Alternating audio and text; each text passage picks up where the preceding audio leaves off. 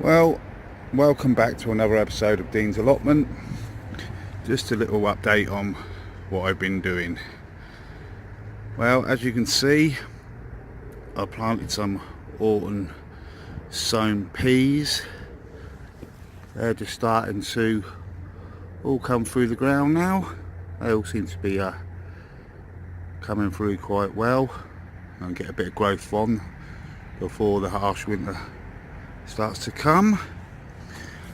Moving on down the plot, I can see the onions that I started off in the modules. As you can see, they are all growing nicely, coming through the ground. Quite a few going in there. I'm moving around on the same bed. I've just been putting in some garlic. You must not be able to see them. They just started poking their heads through in the modules that grew at home. It's a bit cold today, quite nice. I thought I'd come up here and get them in. There we are, overwintering garlic. Moving back on down the bed. Sorry, the plot. Past the beds that have all been covered over for the winter. I put these shallots in about 3 or 4 days ago. I didn't see them very well through the netting. The only reason I've put this netting over here because we do have a problem with a small deer up here that tends to come along and walk all over the plot. And as you can see here, just started to put the red onions in.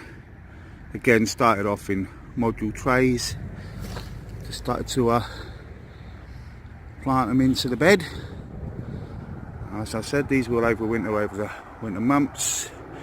Give them a bit of a head start going into the spring. Again, tend to be less prone for the birds pulling them out if they've got a little bit of growth on them. So moving on to the bed further down where I put some overwintering broad beans in. These are just starting to poke their heads through. Don't know whether you can see them. There you go.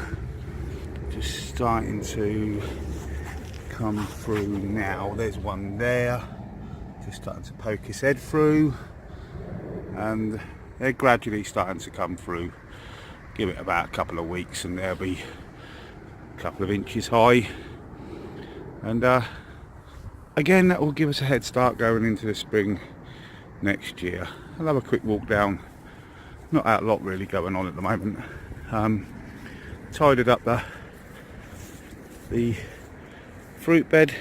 As you can see, the fruit bushes are just starting to go into their dormant mode now for the winter.